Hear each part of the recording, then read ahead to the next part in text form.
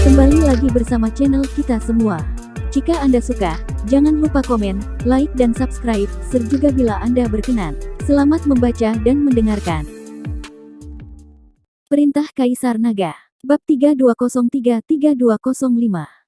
Ruby dan Queenie memandang Dev dengan sedikit kebencian. Helena bisa ikut, tapi mereka tidak bisa. Tidak ada yang senang, tapi mereka juga tahu bahwa mereka tidak cukup kuat sekarang, dan mengikuti Dev hanya akan membebani Dev. Pada saat ini, terutama Queenie, yang mengikuti jauh-jauh dari ujung utara, dan kini harus dipisahkan dari Dev. Yang paling penting adalah semua wanita ini telah melayani Dev dan mereka semua sangat bahagia, dialah satu-satunya yang tidak disukai oleh Dev. Hal ini membuat Queenie selalu merasa dirinya lebih rendah dari orang lain. Melihat tatapan Queenie, Helena sepertinya memahami sesuatu, jadi dia mendekati Dev dan berbisik beberapa kali. Setelah mendengar ini, Dev menatap Queenie dan menemukan bahwa mata Queenie penuh dengan hasrat.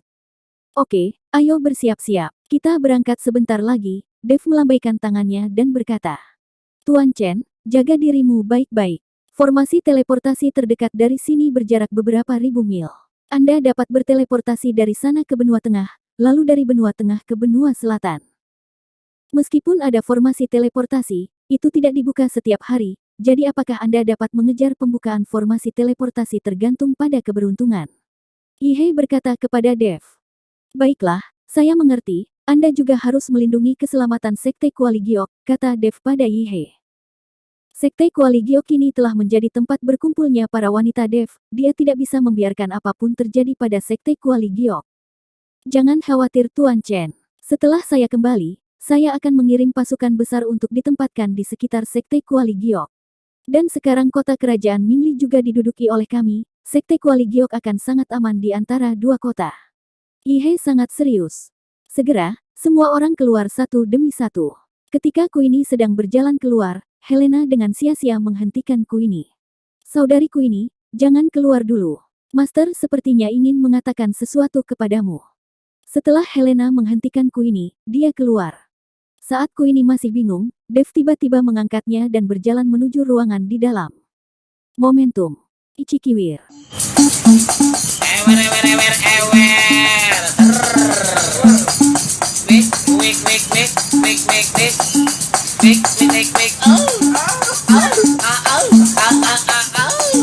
Setelah itu, ruangan penuh dengan musim semi, dan terdengar semburan suara merdu. Helena menguping di luar dan tidak bisa menahan tawa. Lambat laun tidak ada suara di dalam ruangan.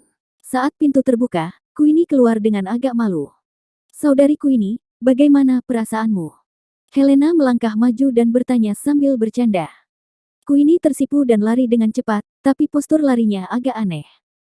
Ketika Dev melihat Helena menguping di luar, dia tidak bisa menahan diri untuk tidak melotot dan bertanya, apakah kalian semua siap? Sudah, pesawat Yulian juga sudah dipersiapkan. Saya menunggu Anda selesai, dan kita akan berangkat, kata Helena Feng sambil tersenyum. Ayo pergi, Dev melambaikan tangannya. Ketika Dev dan yang lainnya menaiki pesawat tersebut, semua orang dari Sekte Kuali Giok keluar untuk mengantar mereka pergi. Terutama Ruby, Queenie dan Juliet, meski ada keengganan di mata mereka tidak berdaya.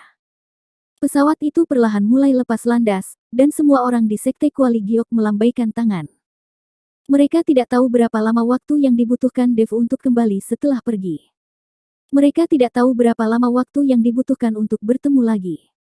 Sekarang yang bisa dilakukan Ruby dan yang lainnya hanyalah berlatih keras dan meningkatkan kekuatan mereka secepat mungkin. Hanya dengan begitu mereka bisa menjadi penolong Dev dan bukannya menjadi beban. Pesawat itu terbang perlahan menuju kejauhan, sampai tidak ada jejak dari pesawat itu.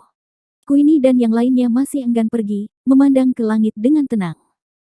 Helena, seberapa sering formasi teleportasi ini terbuka?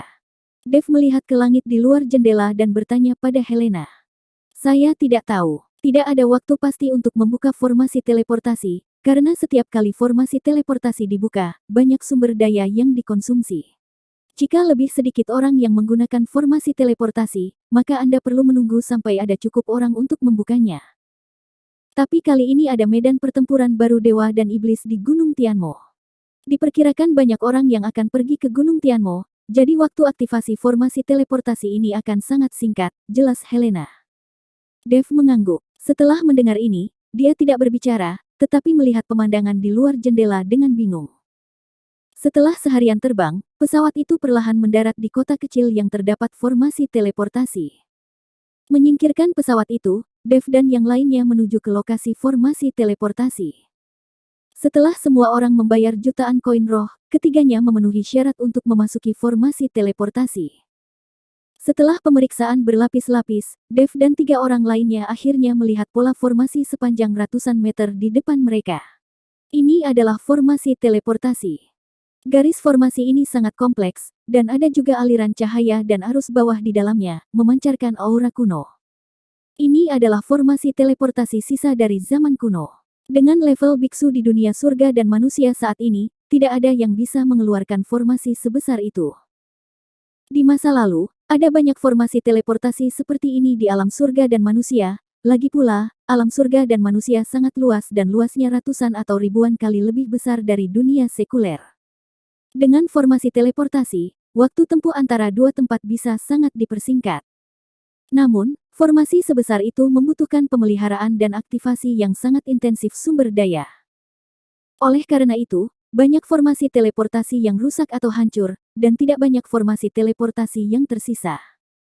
Mungkin karena berita tentang Gunung Tianmo telah menyebar, ada ratusan biksu di sekitar formasi teleportasi saat ini. Tetapi di pintu masuk formasi teleportasi, terdengar suara berisik, apakah formasi teleportasi diaktifkan? Kami telah menunggu selama 3 hari, dan sekarang ada ratusan orang, mengapa itu belum diaktifkan? Ini menipu terlalu banyak, kami telah membayar jutaan koin roh, tetapi kami masih harus menunggu tanpa henti. Kalian orang-orang dari istana barbar raksasa sungguh serakah. Sekelompok biksu berteriak keras, dan di depan mereka, 2 orang yang tingginya lebih dari 2 meter, sangat besar, dan memakai aksesoris tulang binatang. Kedua orang ini menghadapi tuduhan dari banyak biksu bahkan tanpa memandangnya, seolah-olah mereka tidak mendengarnya. Di belakang mereka, jalan menuju formasi teleportasi sedang ditutup saat ini. Ada ratusan orang di sini, mengapa formasi teleportasi belum dimulai? Jika ada terlalu banyak orang yang berteleportasi pada satu waktu dan formasi teleportasi kelebihan beban, itu akan rusak, yang akan sangat berbahaya. Helena melirik di lingkungan yang gelap. Para biksu itu tidak bisa menahan diri untuk tidak berkata. Orang-orang di istana barbar raksasa sangat rakus, bahkan lebih serakah daripada ayahku. Kali ini begitu banyak orang datang untuk duduk di formasi teleportasi, mereka pasti akan menghasilkan banyak uang. Kita akan menunggu dan melihat, mungkin kita harus sementara menunggu, dan harganya akan naik, kata Yulian tak berdaya. Organisasi macam apa istana barbar raksasa ini? Mengapa mereka mengontrol formasi teleportasi? Dev sedikit bingung. Selain itu, dia melihat bahwa 2 orang yang menjaga formasi teleportasi itu sangat besar dan kuat, tetapi aura yang memancar dari mereka tidak terlalu kuat. Tuan Chen, orang-orang di istana barbar raksasa ini semuanya adalah keturunan dari bekas suku barbar. Orang-orang ini mengagumi kekuatan dan memiliki hubungan dengan klan pemurnian tubuh kuno. Perbedaannya adalah orang-orang di istana barbar raksasa ini sangat liar, seperti itu persis sama tanpa evolusi. Mereka berlatih bukan dengan mengandalkan energi spiritual langit dan bumi, tetapi dengan berburu beberapa monster buas, memakan daging mentah, dan meminum darah monster. Mereka percaya bahwa hanya dalam hal ini, mereka dapat memaksimalkan potensi tubuh mereka. Yulian menjelaskan kepada Dev.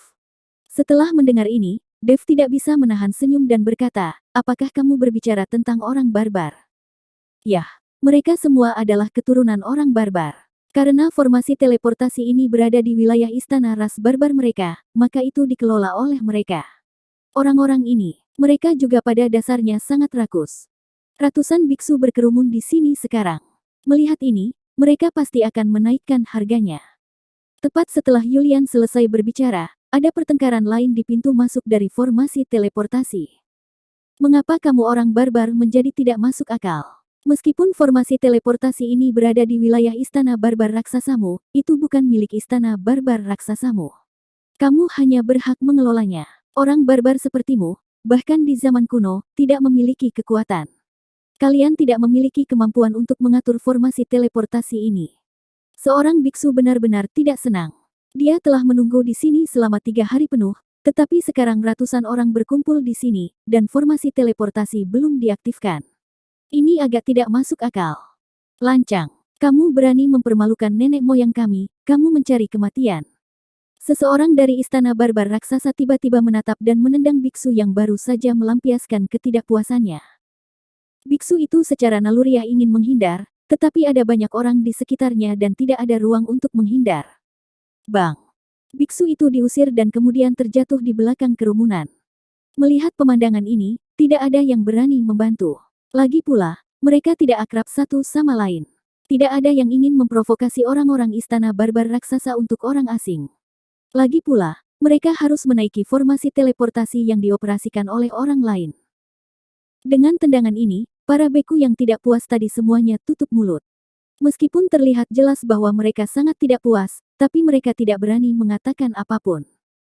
Orang-orang dari istana barbar raksasa ini terlalu mendominasi. Yulian tidak bisa menahan amarahnya saat melihat ini. Mereka hanya sekelompok orang barbar. Sekarang mereka menjaga formasi teleportasi. Mereka benar-benar menganggap diri mereka serius. Petik 2. Helena mendengus dingin, mengenai orang-orang di istana barbar raksasa. Dia juga sangat tidak puas dengan cara melakukannya. Dan dua orang dari istana barbar raksasa melihat bahwa semua biksu menjadi patuh, menundukkan kepala dan tidak berkata apa-apa, dan wajah mereka menjadi semakin sulit diatur.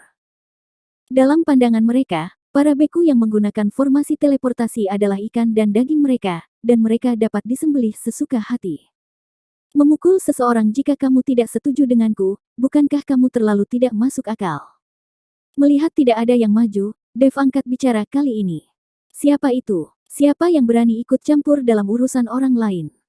Seseorang dari istana barbar raksasa melihat sekeliling dan berteriak. Pada saat ini, semua orang memberi jalan, dan Dev serta Helena dan Yulian perlahan melangkah maju. Banyak biksu di sekitar memandang Dev dan yang lainnya dan menemukan bahwa Dev dan yang lainnya semuanya berada dalam alam tubuh komposit. Biksu di sekitar merasa khawatir. Jika Anda sangat kuat, Anda dapat bertukar kata dengan orang-orang dari istana barbar raksasa, tetapi itu tidak akan menjadi masalah besar. Tetapi dengan kekuatan Dev, jika mereka memprovokasi istana barbar raksasa, tidak akan ada hasil yang baik. Dua orang dari istana barbar raksasa yang menjaga pintu masuk formasi teleportasi, melihat bahwa Dev dan yang lainnya hanya berada di alam tubuh komposit, mereka segera mencibir. Siapa yang baru saja ikut campur? Seorang pria dari istana barbar raksasa memandang Dev dan yang lainnya dan bertanya. Bukankah itu aku? Dev berkata perlahan, terlalu berlebihan untuk memukul seseorang ketika mereka tidak setuju. Selain itu, kami membayar untuk menggunakan formasi teleportasi. Karena kami menghabiskan uang, kami adalah pelanggan dan orang tuamu. Dan kamu memperlakukan orang tuamu seperti ini. Jika tidak ada di antara kami yang datang untuk duduk di formasi teleportasi ini, bagaimana istana barbar raksasamu akan menghasilkan uang? Kalian yang bodoh akan mati kelaparan. Dev berkata kepada orang-orang di istana barbar raksasa. Itu hanya seteguk kata, tapi jata kata Dev menyentuh hati banyak biksu, dan mereka tidak bisa tidak bertepuk tangan untuk Dev. Pada saat ini, kedua orang dari istana barbar raksasa menjadi marah, aura kekerasan keluar dari tubuh mereka, dan mata mereka menatap Dev seperti mata banteng. Tepat ketika kedua orang itu hendak menyerang Dev, sebuah suara dingin dan arogan tiba-tiba terdengar, siapa yang berani mengatakan bahwa istana barbar raksasa kita tidak ingin hidup lagi? Saat suara ini terdengar, ada angin kencang yang diikuti oleh badai-badai dahsyat menderu di atas semua kepala, menyebabkan banyak biksu mundur, dan beberapa bahkan terlempar langsung ke tanah. Kemudian sesosok tubuh mendarat di depan Dev. Ketika kedua murid istana barbar raksasa melihat pengunjung tersebut, mereka segera berlutut dan memberi hormat, saya memberi hormat kepada tuan muda istana. Dev sedikit menyipitkan matanya dan melihat ke arah pria yang baru saja datang. Pria ini sangat tinggi, dan pakaiannya juga sangat indah. Yang terpenting pria ini memiliki dua cincin di hidungnya, seperti moncong putih, maksudnya kerbau. Dan pria ini memandang Dev dengan dingin dan arogan, matanya penuh dengan penghinaan. Bersambung.